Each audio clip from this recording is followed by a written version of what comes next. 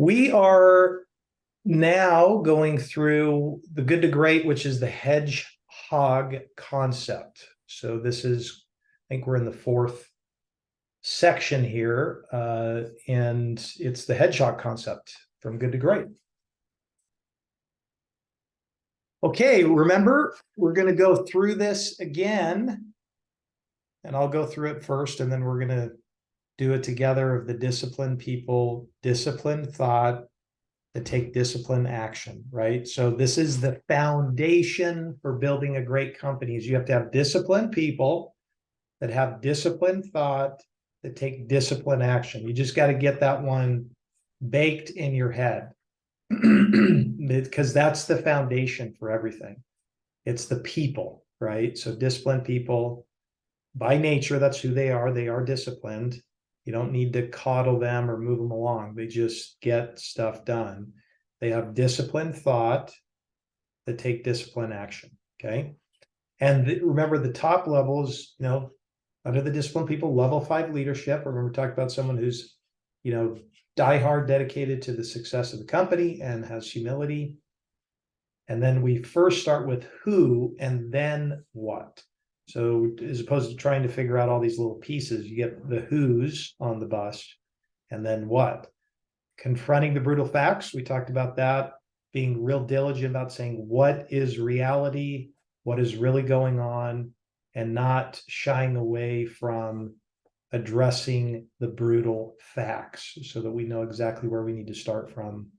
And then this week, we're going to talk about the hedgehog concept. So unmute your stuff and we're going to go through and say it together. So remember, we're going to say disciplined people that have disciplined thought that take disciplined action. So let's do it all together now. Ready? Here we go. Disciplined people that have disciplined thought that take disciplined action. Good job. Give yourself a head pat for that. Way to go. So the goal today is to understand the hedgehog principle and start working towards identifying it here, okay? That's what we're trying to accomplish here when we get done. So remember, we want to understand exactly what the hedgehog principle is and to start working towards it. And just in full confession, we haven't nailed this. Like, we still have to figure this out. As I thought through this, I think there's some inklings of things that look like they could have some teeth, but in just all candor, I mean, we don't, and we have to really nail that here at our particular firm.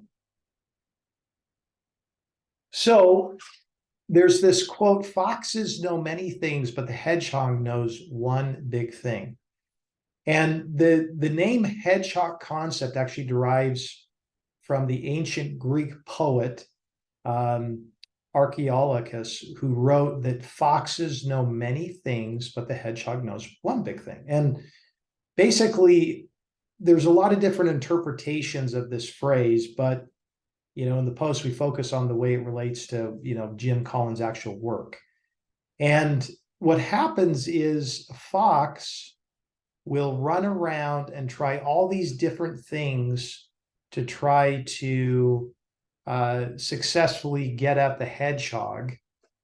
And the hedgehog is the one who will do one thing every single time that has the most effective defense. And that is, the hedgehog will curl up into a ball. Okay, you can see the fox going after it, and they're going to get nipped in the nose. And the hedgehog doesn't have to think about 20 things to try to defend himself. He just literally walks along, and the fox is trying all these different things that he could do to attack or take over this hedgehog. And all the hedgehog does is just one thing, and one thing really well: curl up in a ball and protect itself from the fox.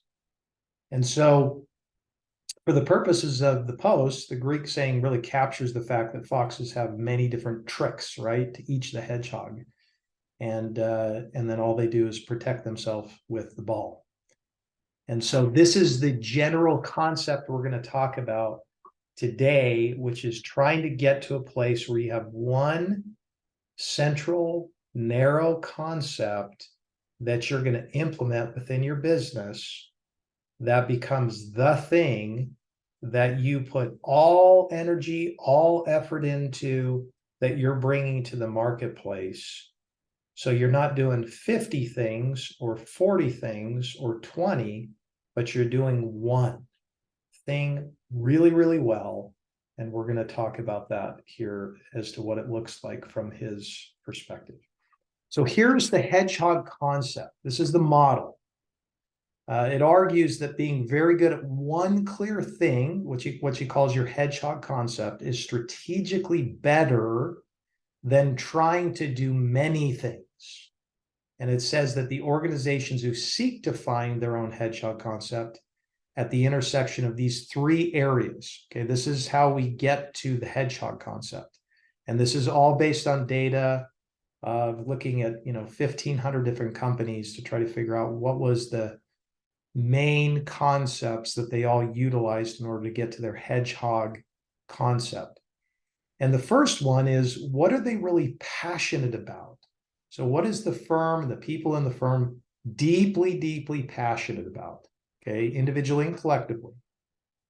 What can you be the best in the world at? That's the second component of it. What do you believe you could be better than anybody in the world at? Okay, that's the second, sort of circular concept here that goes into this trifecta. And then what drives your economic engine? So you have to have something that actually makes money, okay, in terms of this particular concept. So think about those three things is where the hedgehog lives, right at the confluence of all of these three things. So what are you deeply passionate about? Good to great companies focus on the activities that really they ignite their passion. The idea is not to, you don't simulate passion, but discover what makes you passionate. You can't manufacture passion or motivate people to feel passionate. You can only identify what it is you and your team are already passionate about doing. Now, it doesn't mean that you don't have to be passionate about the mechanics of the business, okay, per se, although you might, but the passion circle can also be focused on the mission, the vision, the underlying purpose behind the company. So there's, I don't know if I think you guys have heard of Simon Sinek before, but he says, you could start with your why, and really that could be part of the undergirding of the thing that you're most passionate about. So I would just ask maybe a few of you, like, just in life as a whole, in your personal life, what are you passionate about? Like, what really gets you jazzed up and that you're passionate about? Love to hear from one or two of you. I think for me, I'm really passionate about like making people feel seen, just in general. I seek that out in my friendships and in my family and with our clients and with you guys. I just think that's such a powerful, meaningful thing.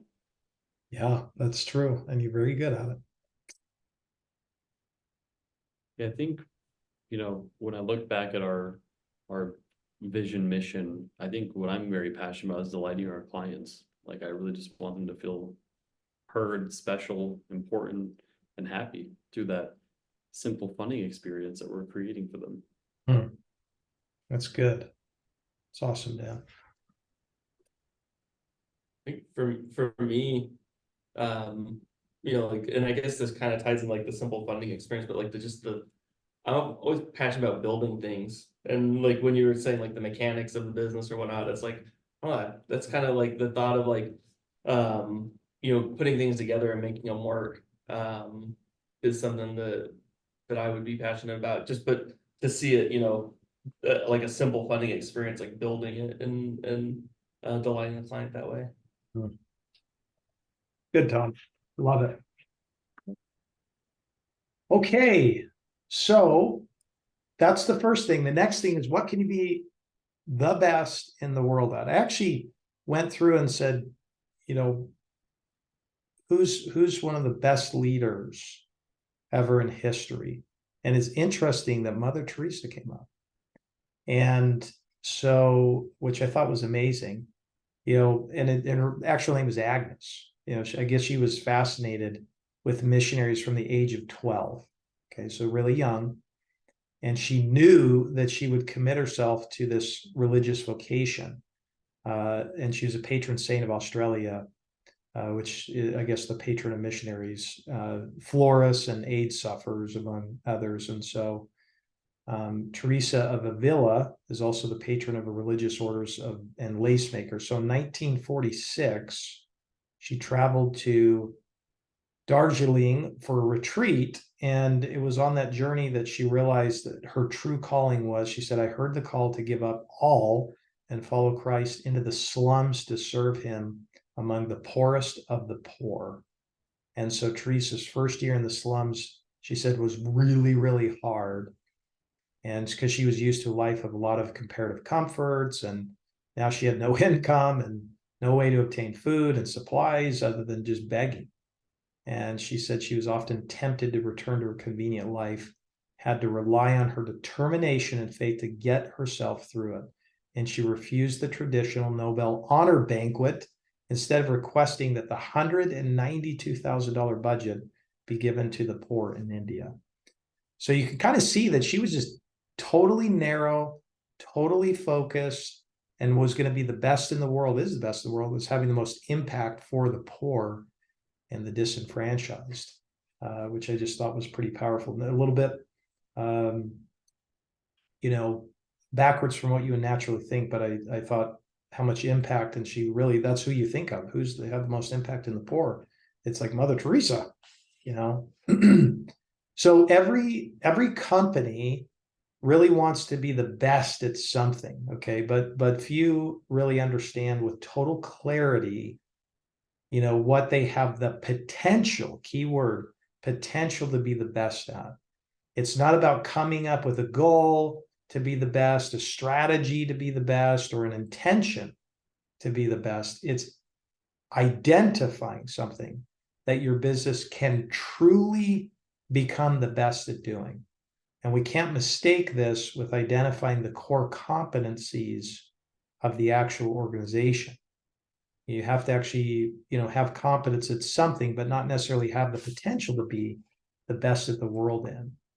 But instead, it's really about selecting an opportunity that the organization has a very real shot at doing better than anyone else. Okay, so this distinction is really, really critical.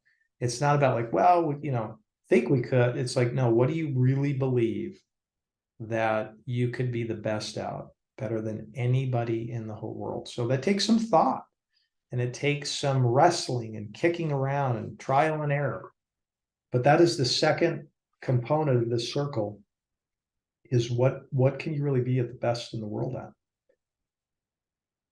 Now, the third one is what drives your economic engine.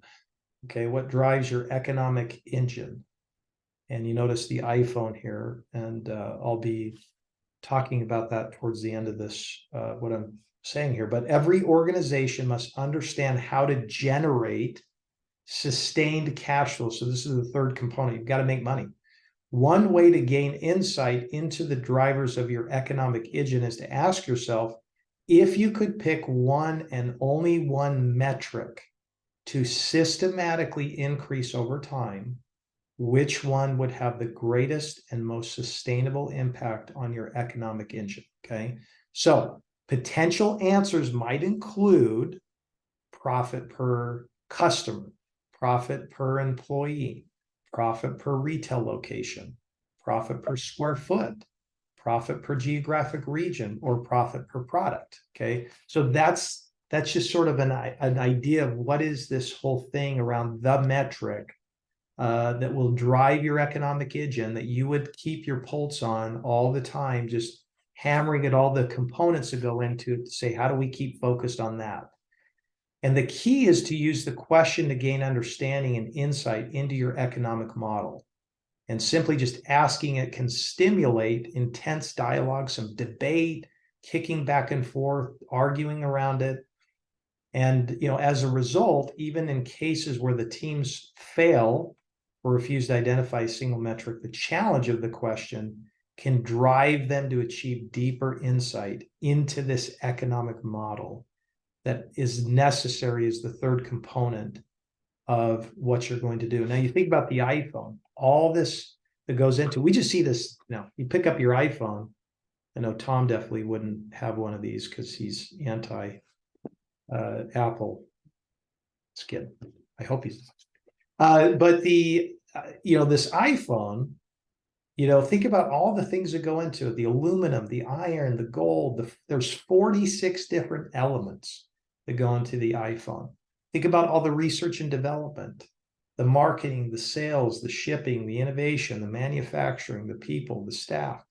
All these things go into driving the economic engine of their particular component of what they're trying to get at. So, I'm trying to kind of whet your understanding around what are we talking about this economic engine, because I think there's a lot of thought that goes into it.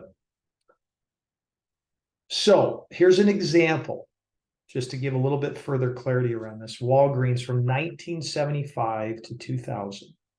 Walgreens delivered stock returns of 15 times the general market return. They dwarfed the performance of Eckerd, which some of you guys might have remembered them. It's a comparison company. But Walgreens' resurgence was fueled by just a really, really simple concept, okay? To build the most convenient drugstores with the highest profit per customer visit in the industry. So let me read that again. So to build the most convenient drugstores with the highest profit per customer visit in the industry. That's their concept, everything. And so once the concept had been determined, it was just a matter of doing whatever it took to serve the concept. Building stores on corners rather than mid-block, clustering stores in high traffic areas, providing drive-through pharmacy services, adding highly profitable services like 1-hour photo development, right? Eckerd, meanwhile, had no unifying concept of growth.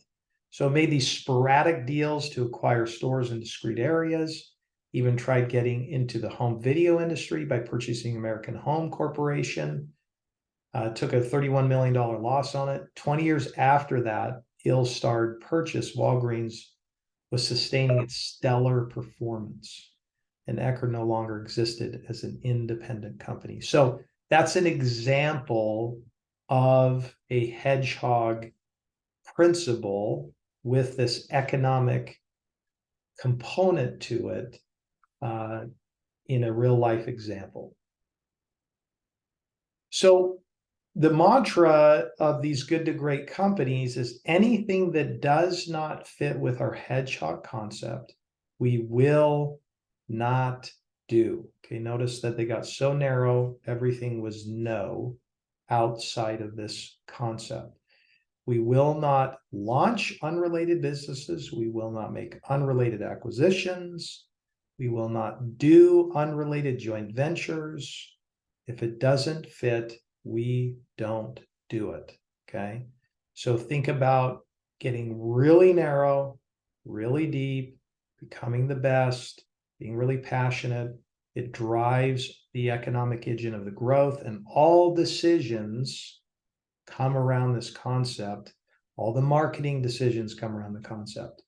All of your hiring decisions come around the concept. Growth decisions go around the concept. Everything you do is centered around this concept that we talked about, which is the hedgehog concept. Okay. So I'm going to now, as we wrap this up, I'm going to have us